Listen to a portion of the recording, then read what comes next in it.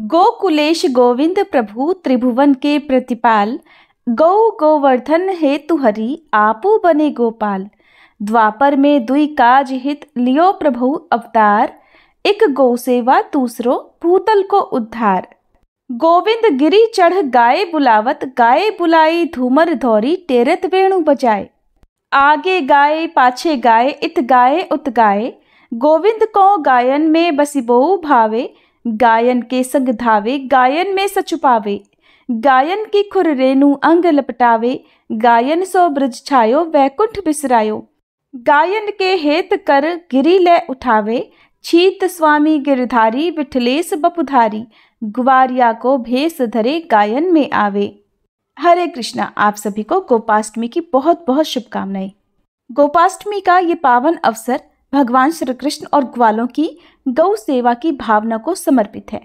इस दिन हम श्री कृष्ण के उस रूप का स्मरण करते हैं जब उन्होंने गौओं की देखभाल और ग्वालों के साथ मिलकर उनके संरक्षण का व्रत लिया था। आइए श्रोताओं, आज की इस दिव्य कथा के माध्यम से गौ सेवा का महत्व समझें और इस परंपरा का पालन करें। भगवान श्री कृष्ण का बचपन गौ सेवा में बीता, इसलिए उनका एक नाम गोपाल पड़ गया। पूतना के वध के बाद गोपियां श्री कृष्ण के अंगों पर गोमूत्र, गोरज और गोमे लगाकर शुद्धि करती हैं, क्योंकि उन्होंने पूतना के मृत शरीर को छुआ था। और गाय की पूंछ को श्री कृष्ण के चारों ओर घुमाकर उनकी नजर उतारती हैं। तीनों लोगों के कष्ट हरने वाले श्री कृष्ण के अनिष्ट हरण का काम गौ माता करती हैं। जब जब श्री कृष्ण पर कोई संकट आया, नंद बाबा और यशोदा मैया ब्राह्मणों को स्वर्ण, वस्त्र और पुष्पमाला से सजी गायों का दान करते थे। यह गौ माता की महिमा और श्री कृष्ण के जीवन में उनका महत्व। वे व्रजराज किशोर व्रज के वनोपवनों में, गिरिराज की मनोरम घाटियों में और कालिंदी के कमनी कूलों पर नंगे पांव गोप समूहों के साथ गौओं के पीछे पीछे घूमा करते थे। नंद बाबा के घर सैकड़ों ग्वाल बाल सेवक थे, लेकिन श्री कृष्ण तो गौओं को दुहने का काम भी स्वयं ही करना चाहते थे। श्री कृष्ण जी कहते थे, तनक कनक की दोहनी देरी मैया, तात दुहन सिखवन कहियो मोही धोरी गैया। सूरदास जी ने यशोदा मैया और अपने लाडले कान्हा के आपसी संवादों से गौ महिमा और श्री कृष्ण की गौ भक्ति का देखिए कितना मधुर सुंदर वर्णन किया है। आजू में गाई चरावन जय हूँ, वृंदावन के भांति भांति फल अपने कर में खे हूँ। ऐसी बात कहो जनिबारे देखो अपनी भांति, तनक तनक पग चलिए कैसे आवत हुए हैं राती। प्रात जात गैया ले चारन घर आवत हैं सांझ, तुम्हारो कमल बदन कुमली हैं रेंगत घाम ही मांझ। तेरी सो मोही घाम न लागत भूख नहीं कछुनेक, सूरदास प्रभु कहियो न मानत परियो आपनी टेक। आज कन्हैया जी अपनी मैया से गौएं चराने के लिए जाने की जिद कर रहे हैं और कहने लगे कि मैया, भूख लगने पर वो वन में तरह तरह के फलों के वृक्षों से फल तोड़कर खा लेंगे। पर मैया का हृदय इतने छोटे नन्हे सुकुमार बालक के सुबह से लेकर शाम तक वन में रहने की बात से डर गया और वे कन्हैया को समझाते हुए कहती हैं कि कान्हा, तुम इतने छोटे छोटे पैरों से सुबह से शाम तक वन में कैसे चलोगे और लौटते समय तक तो तुम्हें रात हो जाएगी। तुम्हारा कमल के समान सुकुमार शरीर कड़ी धूप में कुम्हला जाएगा। लेकिन नन्हे से कन्हैया के पास तो मैया के हर सवाल का जवाब है। वे मैया की सौगंध खाकर कहते हैं कि मैया, न तो मुझे घाम लगेगी और न ही भूख। और वे माँ का कहना ना मानकर गौचारण की अपनी हट पर अड़े रहे। मोर मुकुटी वनमाली पीतांबरधारी श्री कृष्ण यमुना में अपने हाथों से मल मल कर गौओं को स्नान कराते, अपने पीतांबर से ही गौओं का शरीर पोंछते, सहलाते और बछड़ों को गोद में लेकर उनका मुख पुचकारते। फिर पुष्पों के गुच्छों से, गुंजा आदि से उनका श्रृंगार करते। तिनके इकट्ठे करके स्वयं अपने हाथों से उन्हें खिलाते। गौओं के पीछे वे वन वन में हर दिन नंगे पांव कुश कंकड़ कांटे सहते हुए उन्हें चराने जाया करते। गाय तो उनकी आराध्य हैं और आराध्य का अनुगमन जूते पहनकर तो कभी होता ही नहीं। पर ब्रह्म श्री कृष्ण गौओं को चराने के लिए जाते समय अपने हाथ में कभी कभी भी कोई छड़ी नहीं रखते थे, बल्कि वे तो मधुर मधुर स्वर में बंसी बजाते हुए ही गायें चराने जाते थे और वे गौओं के पीछे पीछे ही जाते हैं, गौओं के पीछे पीछे ही लौटा करते हैं। गायों को अपनी मुरली की मधुर धुन सुनाते हैं। सुबह गौ समूह को साष्टांग प्रणाम करते और सायंकाल पांडुरंग बन जाते, यानी कि गायों के खुरों से उड़ी धूल से उनका मुख पीला पड़ जाता था। और इस अद्भुत दृश्य को देखने के लिए देवी देवता तक अपने लोगों को छोड़कर ब्रज में चले आते और आश्चर्यचकित रह जाते कि जो परब्रह्म श्री कृष्ण बड़े बड़े योगियों के समाधि लगाने पर भी ध्यान में नहीं आते, वे ही श्री कृष्ण गौओं के पीछे पीछे नंगे पांव वनों में हाथ में वंशी लिए घूम रहे हैं। इससे बढ़कर आश्चर्य की बात भला और क्या होगी। जब वन से गौओं के समूह को लेकर वे लौटते तो उस समय उनकी छवि की शोभा को देखने के लिए ब्रज की सारी गोपियां रास्ते के दोनों ओर खड़ी रहा करती और आपस में कहती, सखी तनिक श्याम सुंदर के रूप माधुरी तो देख, मोहन गौवे चरा कर आ रहे हैं।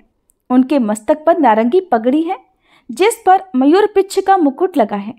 मुख पर काली काली अलकें बिखरी हुई हैं और जिनमें चंपा की कलियां सजाई गई हैं।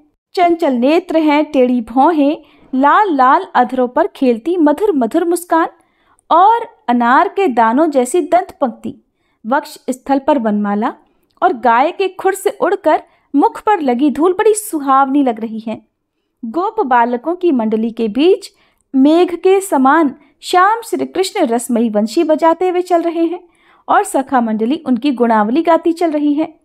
गेरू आदि से चित्रित सुंदर नट के समान वेश में ये नवल किशोर मस्त गजराज की तरह चलते हुए आ रहे हैं। चलते समय उनकी कमर में करधनी के किंकड़ी और चरणों के नुपुरों के साथ गौओं के गले में बंधी घंटियों की मधुर ध्वनि, ये सब मिलकर मानो कानों में अमृत खोल रहे हों। इस सांवले सुकुमार की चितवन में, चंद्रिका में, मुरली में ऐसी कौन सी मोहिनी है जो इनको देखते ही सुर, नर, मुनि, खग, मृग सब के सब मोहित हो जाते हैं और हमारा मन कभी भी घर में नहीं लगता। और श्री कृष्ण को तो केवल गौओं से ही नहीं बल्कि गोरस यानी दूध, दही, मक्खन आदि से भी अद्भुत प्रेम था। जितना प्रेम उन्हें गौओं से था उतना ही गोरस से भी था और उस प्रेम के कारण ही श्री कृष्ण गोरस की चोरी भी किया करते थे। श्री कृष्ण द्वारा 11 वर्ष की अवस्था में मुस्टिक, चाणूर, कुवलयापीठ हाथी और कंस का वध गोरस के अद्भुत चमत्कार के ही प्रमाण हैं। और इसी गोदुग्ध का पान कर भगवान श्री कृष्ण ने दिव्य गीता रूपी अमृत संसार को दिया था। और श्री कृष्ण ने गौ माता की रक्षा के लिए क्या क्या नहीं किया। उन्हें दावानल से बचाया, ब्रह्मा जी से छुड़ा कर लाए, गौओं के लिए ही काले हृत को शुद्ध किया।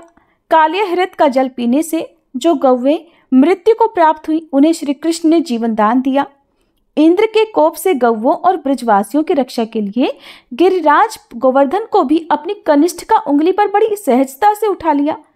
तब देवराज इंद्र ने ऐरावत हाथी की सूंड के द्वारा लाए गए आकाश गंगा के जल से और कामधेनु ने अपने दूध से उनका अभिषेक किया और कहा कि जिस प्रकार देवों के राजा देवेंद्र हैं उसी तरह हे कृष्ण आप हमारे राजा गोविंद हैं। और भगवान श्री कृष्ण ने ही गोधन की 100 शपथ प्रचलित कराई।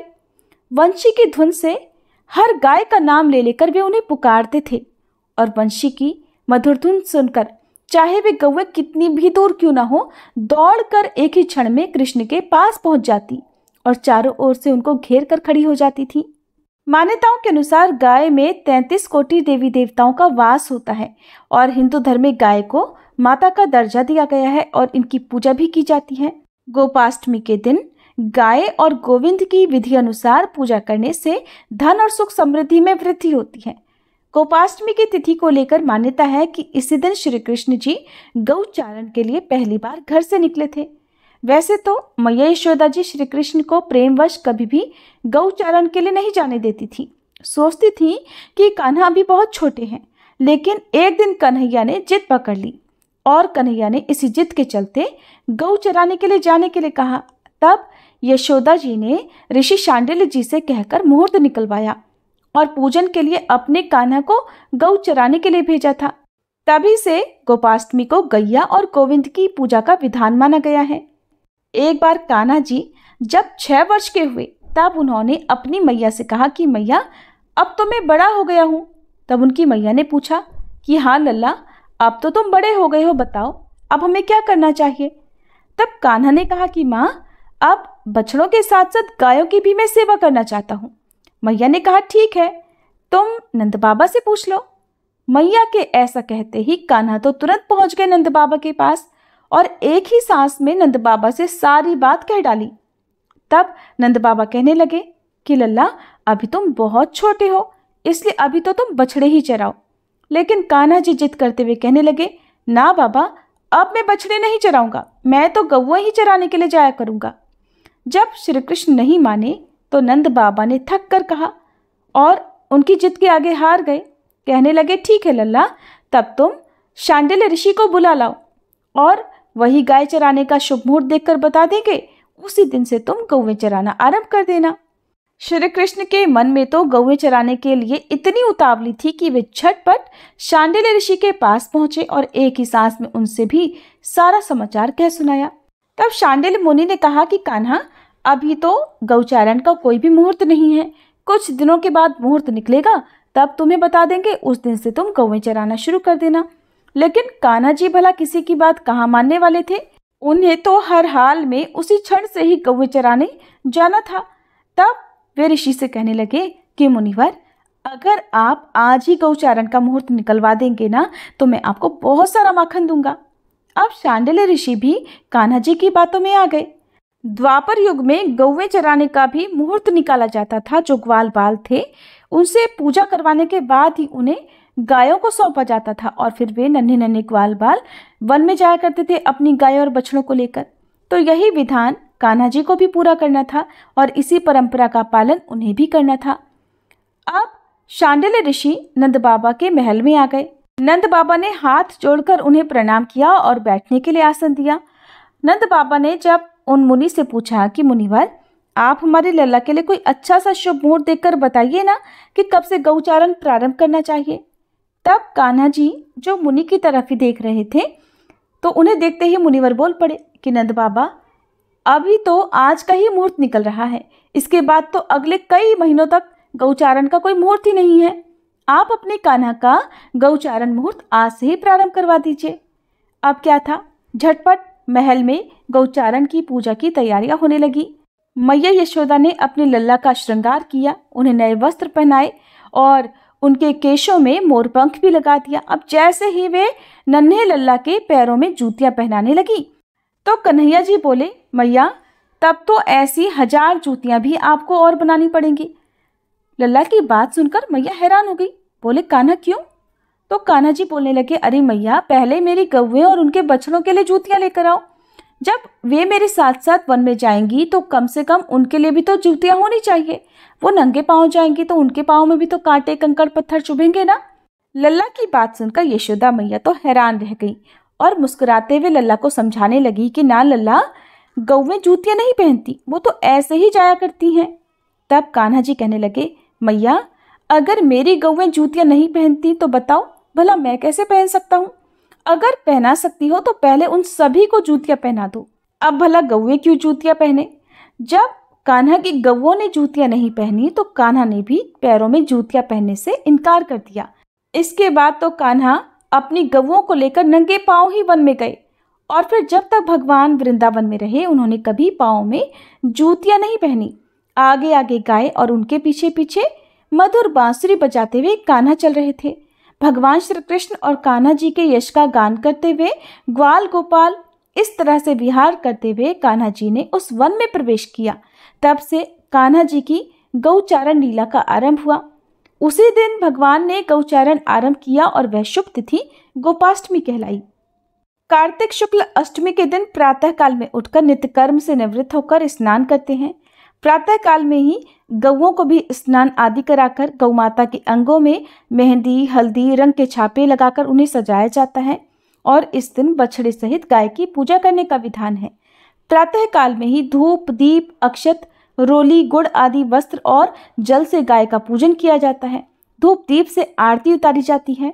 इस दिन कई व्यक्ति ग्वालों को उपहार आदि देकर उनका भी पूजन करते हैं। गौओं को खूब सजाया जाता है। इसके बाद गाय को चारा आदि देकर उनकी परिक्रमा करते हैं। परिक्रमा करने के बाद कुछ दूर तक गौओं के पीछे पीछे चलते हैं। संध्या काल में गौओं के जंगल से वापस लौटने पर उनके चरणों को धोकर तिलक लगाना चाहिए। ऐसी आस्था है कि गोपाष्टमी के दिन गौओं के नीचे से निकलने वालों को बड़ा पुण्य मिलता है और सभी पाप भी नष्ट हो जाते हैं। गौओं का समूह जहां बैठकर आराम से सांस लेता है, उस जगह से भी सभी पाप खत्म हो जाते हैं। गौओं को चारा खिलाने पर बहुत पुण्य मिलता है। ये पुण्य हवन या फिर यज्ञ करने के ही समान होता है। जिस घर में सभी सदस्यों के भोजन करने से पहले गाय के लिए भोजन निकाला जाता हो, उस परिवार में कभी अन्न धन की कमी नहीं होती। तो ऐसी है गौ माता की महिमा। ये थी गोपाष्टमी की कथा। उम्मीद है आपको पसंद आई होगी। अगर अच्छी लगी हो तो वीडियो को लाइक करके कमेंट बॉक्स में गौ माता की जय जरूर लिखिएगा।